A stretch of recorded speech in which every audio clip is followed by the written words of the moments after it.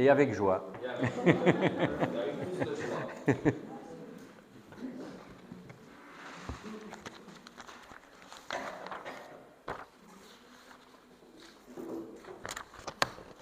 Alors la scène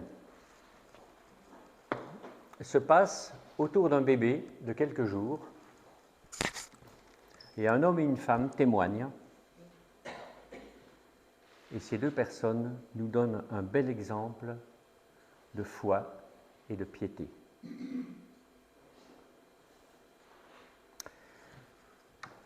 Aujourd'hui, comme on le fait régulièrement, on va faire un message partage.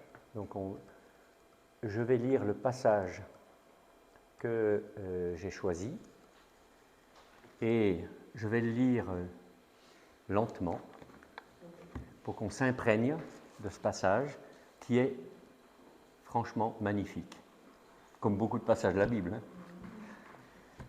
mais qui fait du bien et qui nous recentre sur des choses essentielles de la vie chrétienne.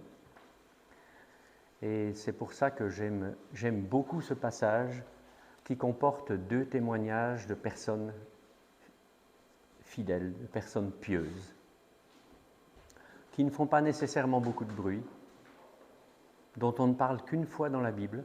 Nous, on aimerait bien qu'on parle de nous, pourquoi pas tous les jours, hein, sur Instagram, si c'était possible. Mais non, là, c'est pas ça. On n'est pas du tout dans le même registre. Yvette, je peux te demander de prier avant ce passage, avant ce message.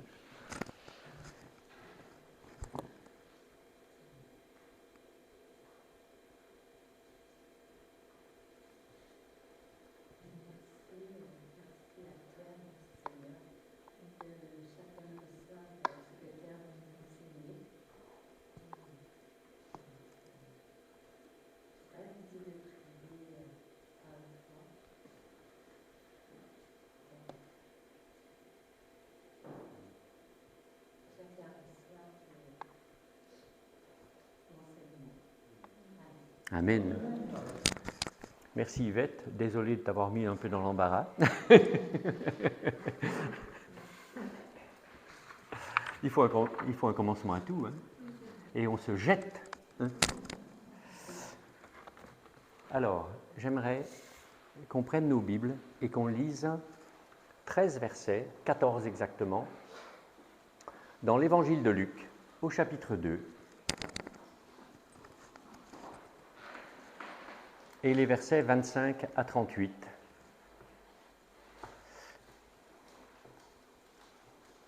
Donc je disais, la scène se passe autour d'un bébé, rien moins que Jésus, un bébé de quelques jours, qui va être circoncis selon la loi qui avait été donnée à Moïse et même avant Moïse, puisque la circoncision date d'avant la promulgation de la loi de Moïse, puisque c'est une consigne qui a été donnée dès le chapitre 17 de la Genèse à Abraham. Et là, il y a un homme qui s'appelle Siméon. Et Siméon, chapitre 2 de l'Évangile de Luc. Est-ce que vous savez ce que signifie Siméon ou Simon? C'est la même chose. Mais c'est magnifique, c'est très... Alors, c'est bien... Siméon, ça veut dire celui qui écoute. C'est beau, ça. Que nous soyons tous des Siméons ici, hein. Et puis, il y a Donc, il y a Siméon qui va dans le cadre au temple, directement, puisque les parents, Joseph et Marie, sont allés au temple à Jérusalem pour que Jésus soit circoncis. Et puis, en plus de Siméon, il y aura le témoignage d'une femme, veuve, âgée, qui s'appelle Anne. Et Anne, ça veut dire grâce. C'est beau, grâce, la grâce. Je vais lire ces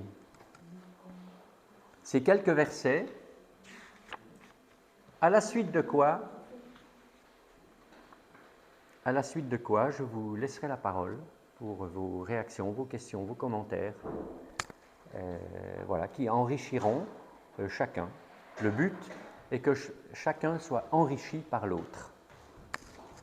Or, il y avait à Jérusalem un homme.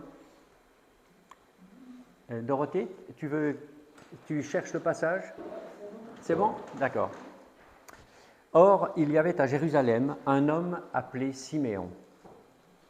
Cet homme était juste et pieux. Il attendait la consolation d'Israël et l'Esprit Saint était sur lui. Le Saint-Esprit lui avait révélé qu'il ne mourrait pas avant d'avoir vu le Messie du Seigneur. Il vint au temple, poussé par l'Esprit. Et quand les parents amenèrent le petit enfant Jésus pour accomplir à son sujet ce que prescrivait la loi, c'est-à-dire la circoncision, il le prit, donc Siméon prit Jésus dans ses bras, bénit Dieu et dit : « Maintenant, Seigneur, tu laisses ton serviteur s'en aller en paix, conformément à ta promesse, car mes yeux ont vu ton salut. Salut que tu as préparé devant tous les peuples, lumière pour éclairer les nations, et gloire d'Israël ton peuple. » Joseph et la mère de Jésus étaient émerveillés de ce qu'on disait de lui.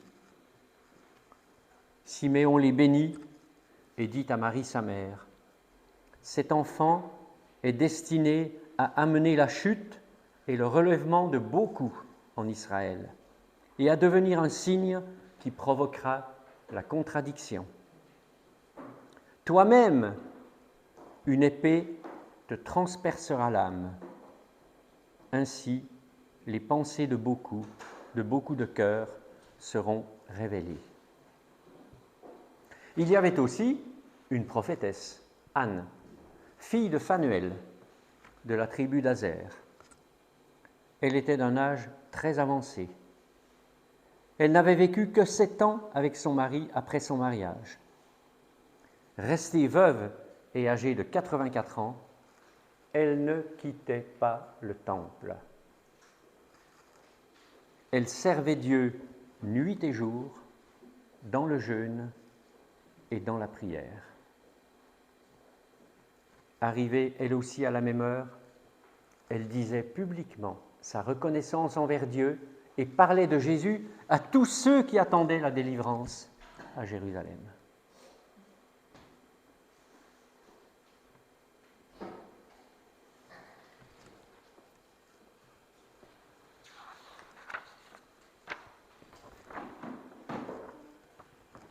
Nous nous écoutons tous dans toutes nos interventions. Allez-y.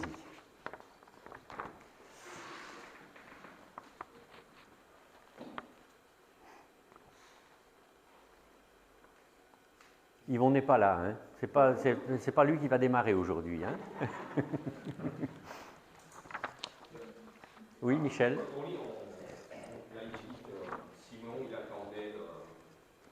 La consolation d'Israël. Et en fait, il dit au verset 26 qu'il ne mourrait pas avant d'avoir vu le Christ du Seigneur. Donc là, Marie-Joseph amène, mais comment il a su que c'était justement. Enfin, c'est pas lui là, je veux dire, mais comme il a su que c'était. Comment il a su? C'est par l'esprit. Parce que même là, je sais pas, c'est un bébé. Donc, alors, bien sûr, il avait été. La question que pose Michel, c'est que, bien sûr, il avait été averti divinement par l'Esprit Saint, qu'il ne mourrait pas avant d'avoir vu le Messie. Mais comme dit Michel, qu'est-ce qui a fait qu'au temple, quand Marie et Jésus sont arrivés, il a dit « Ah, ça y est, c'est lui ». C'est lui aussi que le Saint-Esprit reposait sur lui. Oui. Donc justement, quand le Saint-Esprit repose en une personne, il y a des choses que le Saint-Esprit a la capacité de montrer que ce n'est pas visible à l'œil nu en fait, comme Jean-Baptiste quand il a vu Jésus. C'est ça. Voilà l'agneau de Dieu qui ôte le péché du monde. Eh bien, moi je pense effectivement qu'il a eu ce qu'on appelle un discernement spirituel. Hein? L'Esprit Saint était sur lui et il a eu ce discernement. Et ce qu'il y a d'intéressant, c'est que non seulement il a eu ce discernement, mais il n'a pas hésité en disant « Oh là là, mais c'est bien sûr que j'ai bien entendu, bien sûr que je suis bien conscient de ce que… » Non, tout de suite, il a proclamé. Hein? Oui, vas-y, Régine. L'Esprit Saint nous donne parfois des convictions. Oui. On n'a pas besoin de se poser la question. Oui. Parce que c'est spirituel et ça n'est pas rationnel. Ça n'est ni rationnel ni émotionnel, c'est spirituel. Et ça, c'est une qualité, on pourrait dire, c'est une qualité d'être à l'écoute du Saint-Esprit. Et il faut toujours rester vigilant parce qu'on peut confondre nos propres pensées avec l'inspiration du Saint-Esprit. Hein? Et ça, les plus grands drames et les plus grands écarts dans l'Église depuis 20 siècles sont principalement venus de ça. Hein? On a pris nos pensées propres de notre propre cœur, hein, de notre cœur de chair. Hein, on a pris nos pensées de chair pour la parole du Saint-Esprit. Ok. Au verset 27, il est dit « Il vint au temple poussé par l'Esprit ». C'est comme si, dans le programme de sa journée, la visite au temple ce jour-là n'était pas prévue. Mais ce jour-là, il vint au temple poussé par l'Esprit. J'imagine qu'il venait régulièrement au temple. Mais oui. Ce jour-là, il est venu poussé par l'Esprit. En fait, ça vient juste après le fait qu'il avait été averti qu'il ne mourrait pas avant d'avoir vu le Christ. Je ne sais pas combien de temps il a attendu cette consolation. Je ne sais pas depuis combien de temps il avait cette promesse qu'il ne mourrait pas avant d'avoir vu le Christ. Mais voilà, ce jour-là, l'Esprit l'a poussé. C'était pas un jour comme les autres. Ce n'est pas un jour ordinaire, quoi. Ouais. Il savait que ce jour-là, au temple, il allait faire une rencontre particulière. Il s'attendait à quelque chose, quoi. Dorothée? Moi, ce que je peux ajouter, c'est que non seulement Dieu lui a dit ça, mais ça que lui, il avait la volonté. Il avait cette volonté de pouvoir attendre, de chercher. Parce que s'il a dit, mes yeux ont vu du sac, tout ça. C'est qu'il y a longtemps, il attendait celui-là. Et il avait cette volonté de voir ce jour. Comme dans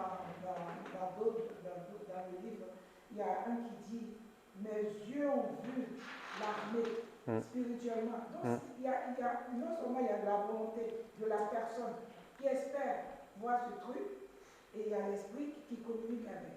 Donc, ça veut dire qu'il faudrait que nous soyons disposés. Si on n'est pas disposé, on ne va pas voir. Il y a des miracles que Dieu fait, mais on passe à côté. Parce qu'on n'a pas un cœur disposé, on n'a pas les yeux pour voir. Oui. Souvent, il est dit dans la parole, et ses yeux étaient obscurcis, de sorte qu'il ne voyait pas. Hein? C'est intéressant, comment on peut le transposer à nous? Parce qu'on parle des miracles. Mais, Victorine. Parce qu'il a cru en ce que le Saint-Esprit lui a dit, il a disposé son cœur et puis il avait la foi. Hmm. Donc il savait que tôt ou tard, il allait voir le Fils dont Dieu avait parlé, le Sauveur de lui. Le Messie, oui. Voilà, le Messie. Hmm. Donc quand l'Esprit Saint est entré en lui, le Saint-Esprit l'a poussé Hmm. à aller dans la synagogue pour voir.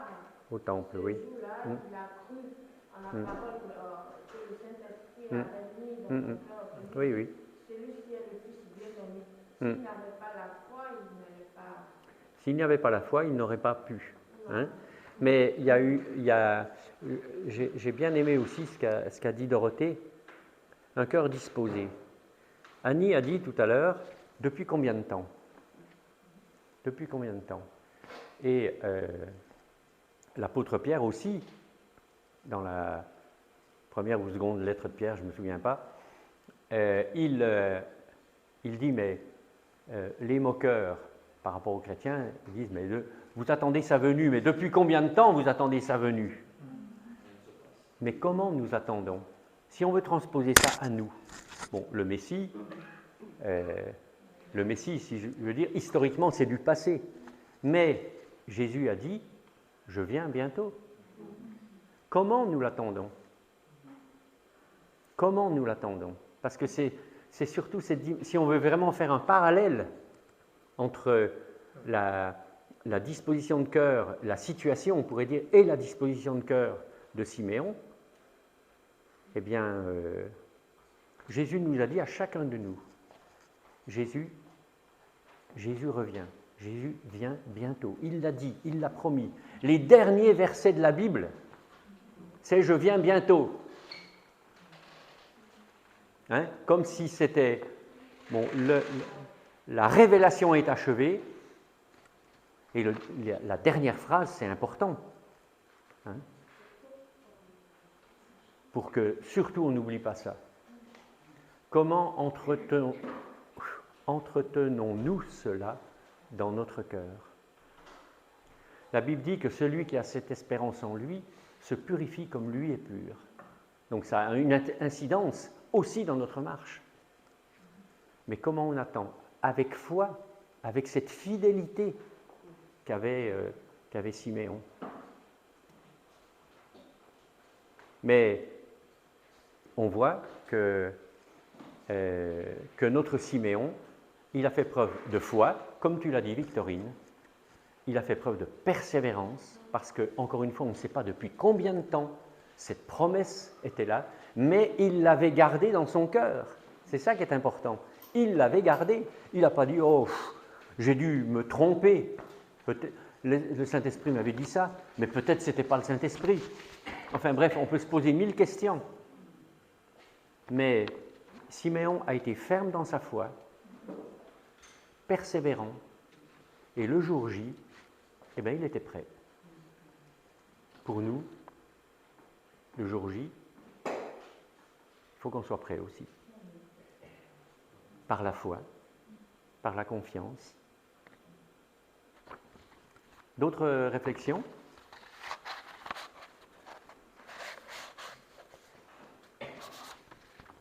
Marcel?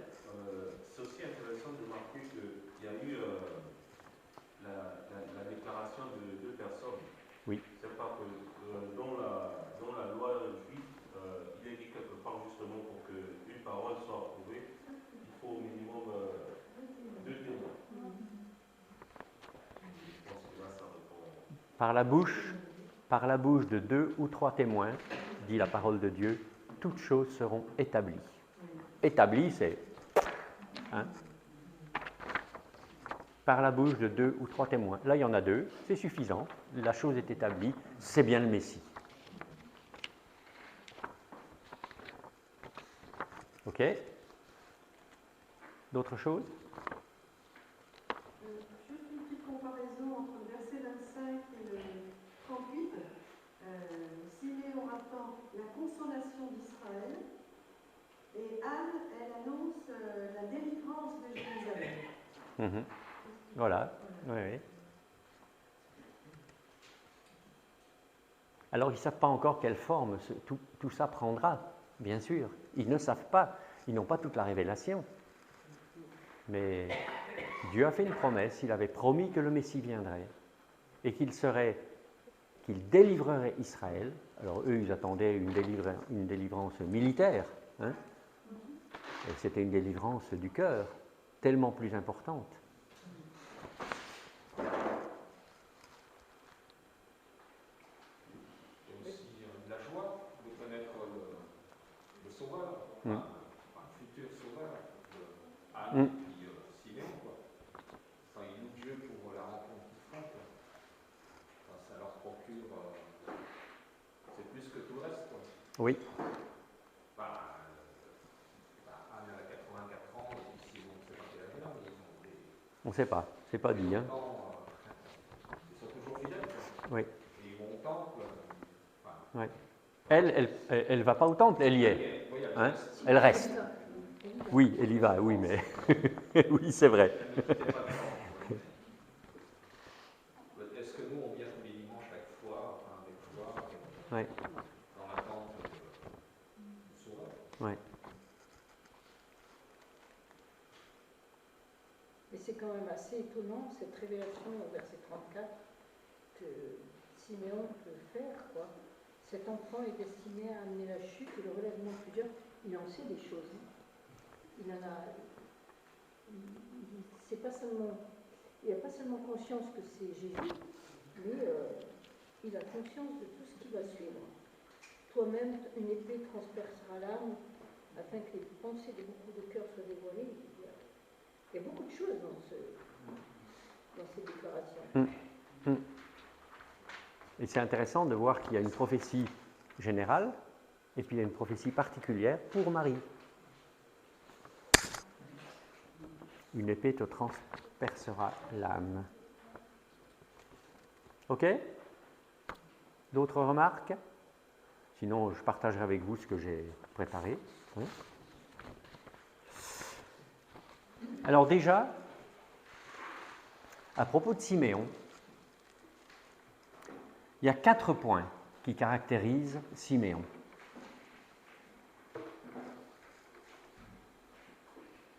Et c'est concentré dans le verset 25. Si on pouvait nous décrire en 4 points aussi positifs, ce serait merveilleux. Siméon, il est juste. Alors, quand on dit il est juste,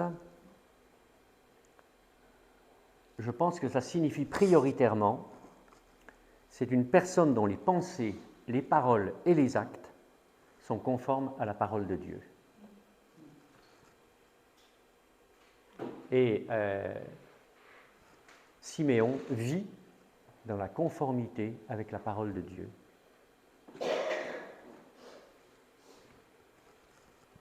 J'étais à un partage biblique au temple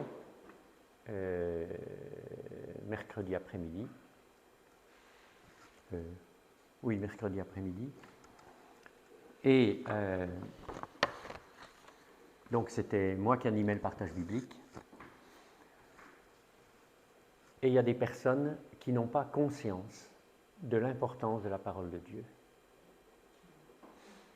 Et qui ont été touchées parce que j'ai conclu ce temps par différents versets qui étaient en lien avec le texte qu'on regardait dans le livre des Actes au chapitre 16. Et simplement, la lecture de la parole de Dieu, il y a une puissance intrinsèque dans la parole de Dieu. Et ces gens-là étaient touchés. Ils m'ont demandé de leur envoyer les versets que j'avais cités et que Dieu les bénisse. Mais c'est comme quand Hervé envoie ces versets tous les matins. Enfin, tous les matins ou tous les midis. Quand il a un petit moment, parce qu'il est plutôt chargé en occupation, notre Hervé.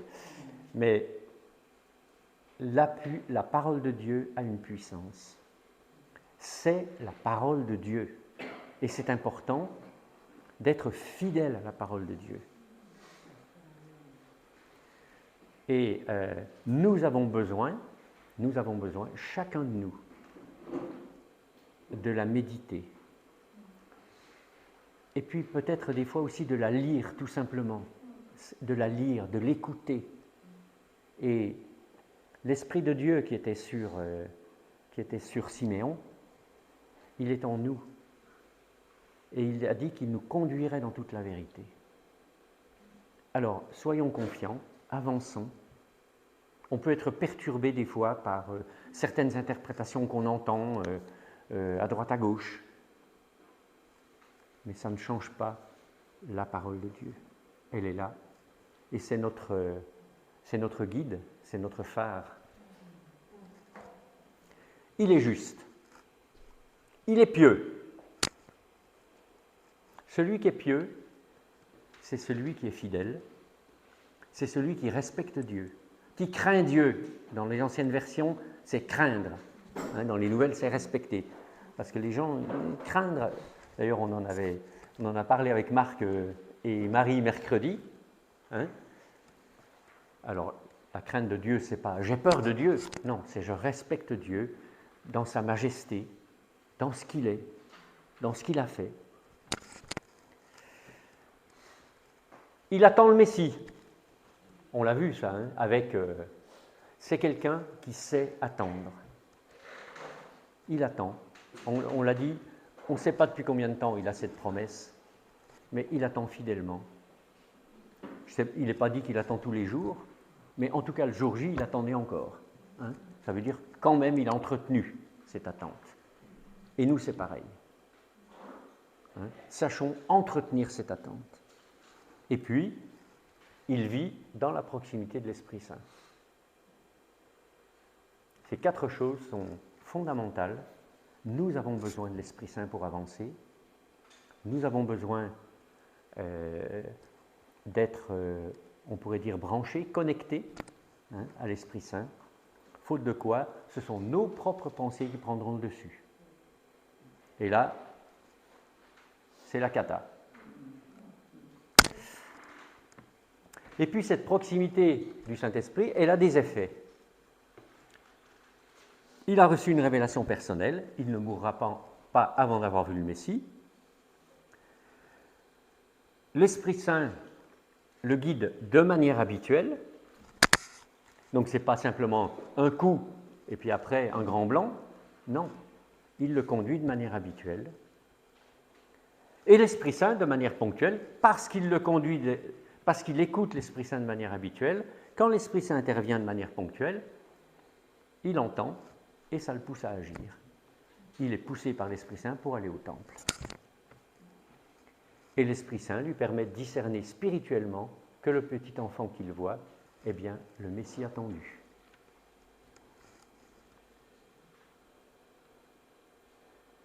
Et l'Esprit Saint encore, ce n'est pas fini, lui permet de prononcer une prophétie. Il la reçoit et il la proclame. Dans cette prophétie, quand on lit c'est les versets 29, fin du verset 29, enfin on peut lire le verset 29 jusqu'au verset 31. « Maintenant, Seigneur, tu laisses ton serviteur s'en aller en paix, conformément à ta promesse, car mes yeux ont vu ton salut. Salut que tu as préparé devant tous les peuples. » On peut lire le verset 32 même. « Lumière pour éclairer les nations et gloire d'Israël, ton peuple. »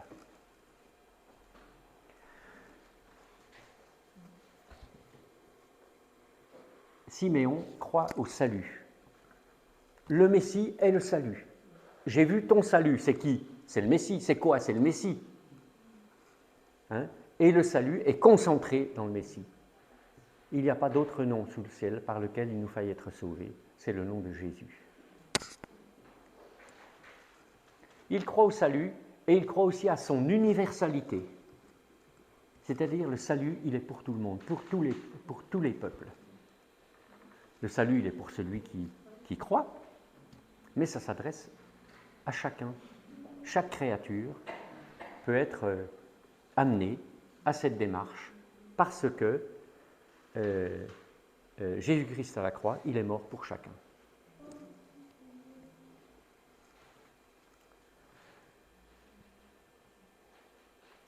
Et toujours dans la perspective de l'universalité du message de Jésus-Christ, les paroles révèlent également qu'il y aura fusion entre tous les croyants.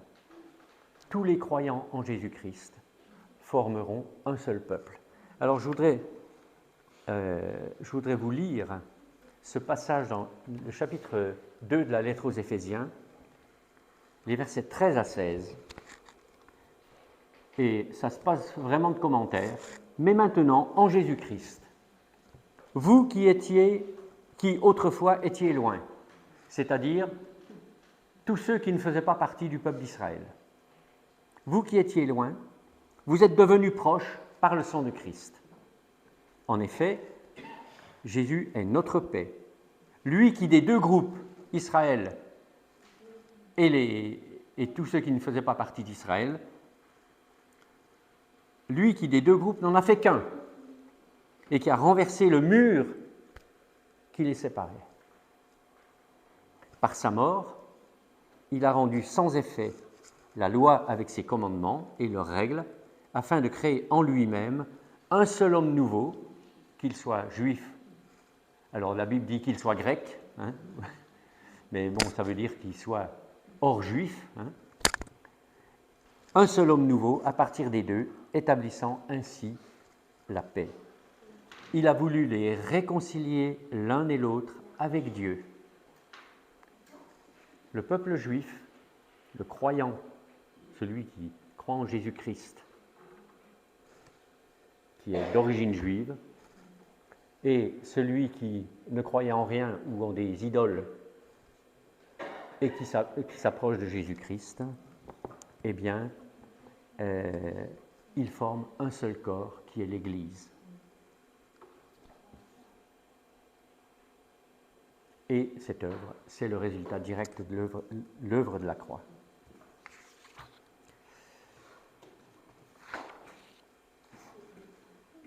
Et notre cher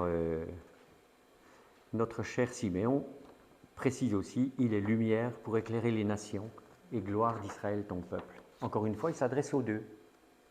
Lumière pour ceux qui ne connaissaient rien, hein, et puis la gloire annoncée depuis toujours, hein, liée au Messie. Et tout ça, ça fait un seul peuple, un seul corps.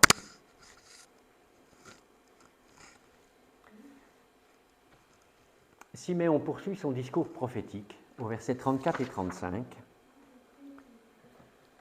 Et ce discours prophétique s'adresse directement à Marie, qui est présente.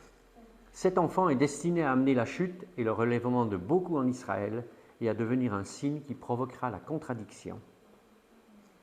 Toi-même, une épée te transpercera l'âme, ainsi les pensées de beaucoup de cœurs seront révélées.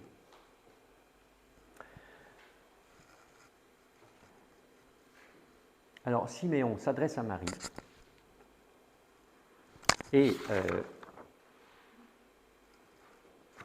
il précise que par rapport au Messie, c'est-à-dire l'enfant ici, eh bien, la réaction des contemporains, ça va être soit la chute, c'est-à-dire le refus,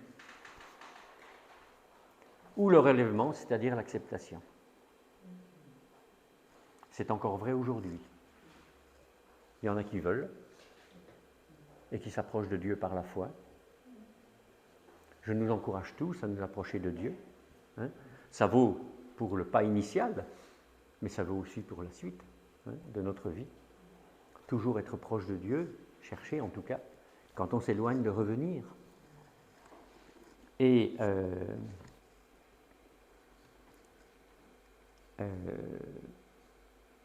cette acceptation, eh bien, on voit un passage dans la première lettre de Pierre, au chapitre 2, et il est dit ceci: « Approchez-vous de Christ, la pierre vivante, rejetée par les hommes, mais choisie et précieuse devant Dieu. En effet, il est dit dans l'Écriture, « Je mets dans Sion une pierre angulaire, choisie, précieuse, celui qui croit en elle n'en aura jamais honte. » Donc cette pierre, c'est Jésus-Christ. Elle est donc précieuse pour vous qui croyez. Quant à ceux qui désobéissent, la pierre rejetée par ceux qui construisaient est devenue la pierre angulaire. Elle est aussi une pierre qui fait obstacle et un rocher propre à faire trébucher. Ils, les hommes, s'y heurtent parce qu'ils désobéissent à la parole. Et c'est à cela qu'ils ont été destinés. Donc on voit que cette pierre qui représente Jésus-Christ, c'est un rocher bienfaiteur pour ceux qui l'acceptent, et un rocher qui fera trébucher ceux qui le refusent.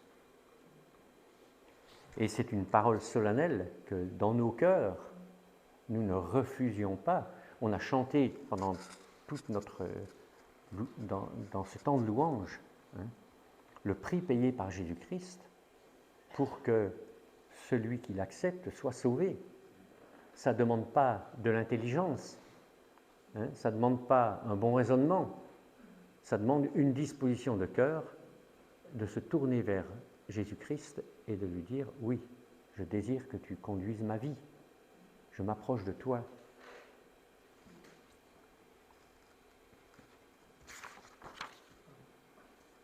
La piété de Siméon a des effets. Il adresse tout de suite une prière de reconnaissance à Dieu. Tout de suite. Vous savez tous que quand les 10 lépreux ont été guéris, un seul est revenu. S'il avait été lépreux et qu'il était guéri par Jésus, il serait revenu lui aussi. Tout de suite, il a ce geste de reconnaissance. Et moi, je me prends souvent à penser certaines journées, je repense à la journée, et je dis, mais Dieu m'a donné ça, ça, ça, ça, et je n'ai pas encore dit merci. Eh bien, notre Siméon, c'est tout de suite qu'il l'a fait.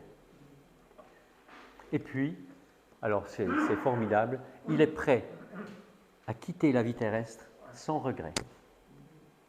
Mes yeux ont vu ton salut, je peux m'en aller en paix. Ma vie est, en fait, l'objectif de ma vie, c'est quand même extraordinaire, ça, l'objectif de ma vie, c'était ça, la promesse que tu m'as faite, et maintenant que, je peux m'en aller. Il n'y a pas de... Si on avait cette foi,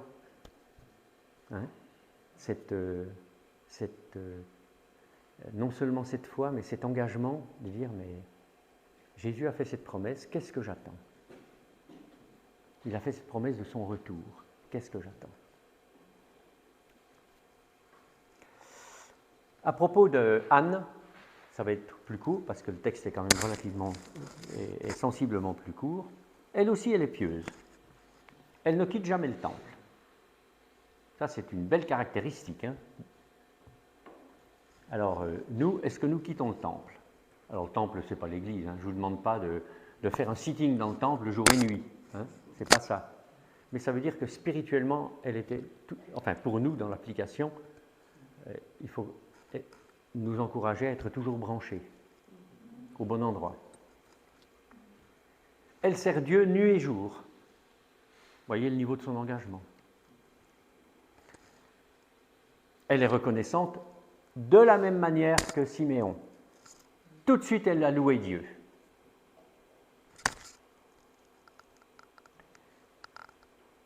Et bien que prophétesse, on voit quelquefois sur Internet des prophètes qui sont quand même un petit peu sous le feu de la rampe. Et peut-être que naturellement on aime ça. Je veux pas dire qu'un tel ou un... Non, absolument pas. Mais des fois ça me gêne un peu. C'est ce côté un peu extrêmement démonstratif et il faut qu'on nous voie, quoi. Eh bien, elle est prophétesse. Et comment elle sert Dieu ? Dans le temple, c'est-à-dire un peu à l'insu de tous. Et elle jeûne et elle prie. Et ça se voit pas. Donc je trouve que c'est vraiment un exemple à imiter. Anne est un exemple à imiter. Siméon aussi, bien sûr, la preuve, on en a parlé déjà. Oui ?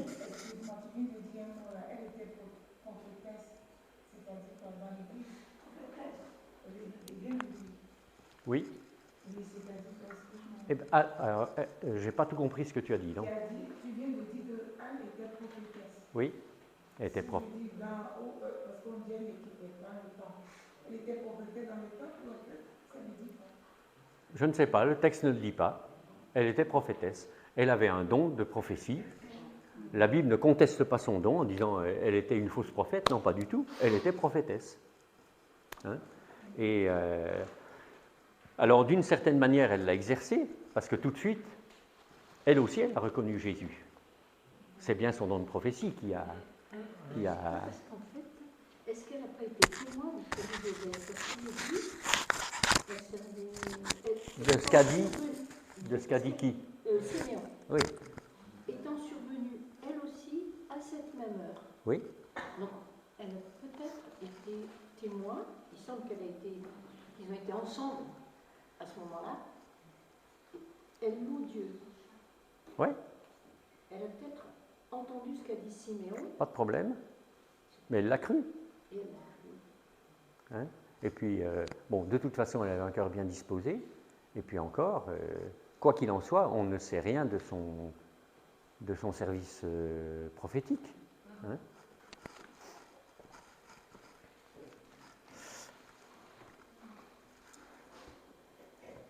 Et puis, non seulement elle est prophétesse, mais dans ce moment-là, donc, elle parle de l'enfant Jésus, à toutes les personnes. Toutes les personnes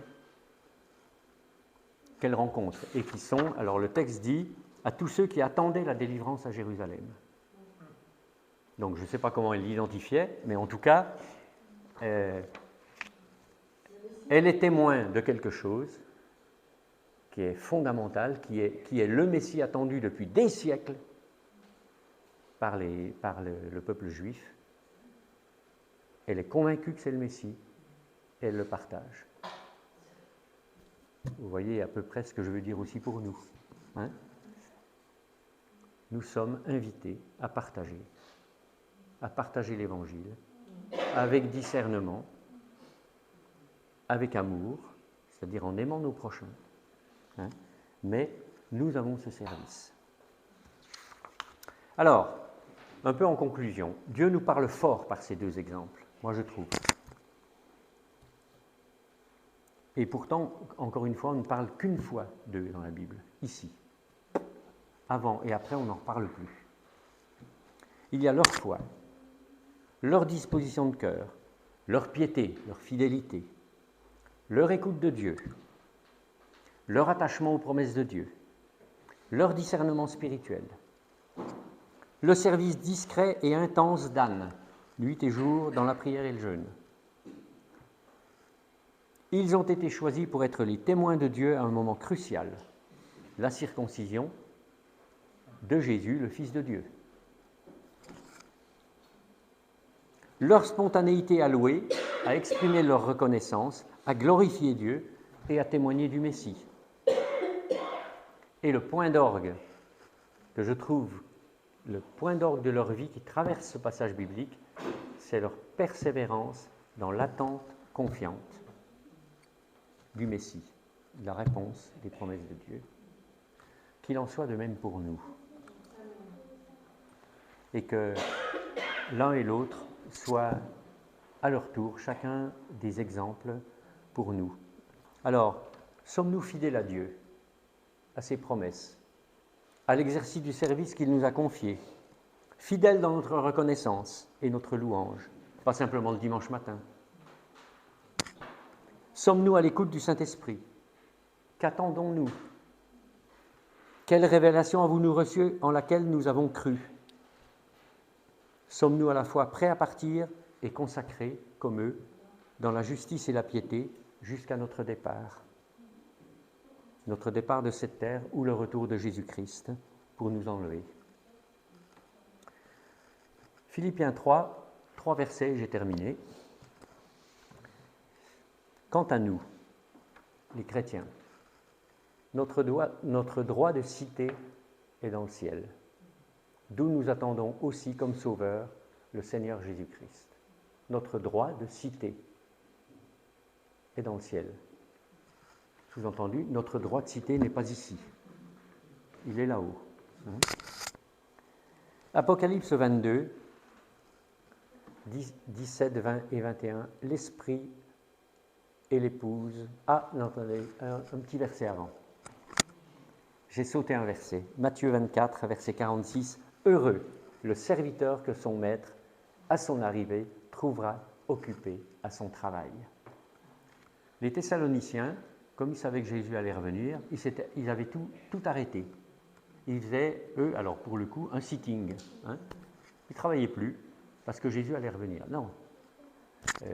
Nous continuons à travailler, à nos occupations, à nous occuper du service que Dieu nous a confié, jusqu'à ce qu'il vienne. Apocalypse 22, 17, 20 et 21. L'esprit et l'épouse disent « Viens ». Que celui qui entend dise « Viens ». Que celui qui a soif vienne. Jusqu'au bout, Jésus appelle. Jusqu'au bout. Jusqu'au dernier verset de la Bible, la révélation est terminée. Jusqu'au bout, Jésus appelle.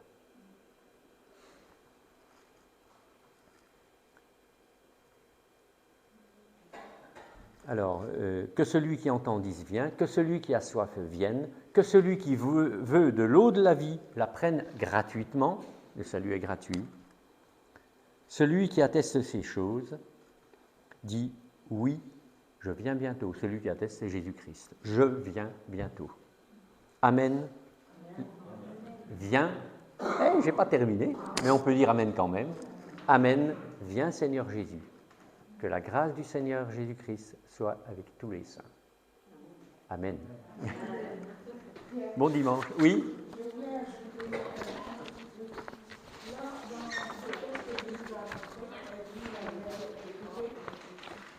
C'est Simon qui dit, voilà, j'ai vu, mais Jésus lui-même va encore plus loin en disant à Jaché, descends de là quand le Fils de l'homme va entrer dans ta maison. Oui. Le salut est entré. Donc Jésus même décrit encore qu'il est le salut. Oui. Donc ça veut dire que Jésus nous parle. Oui.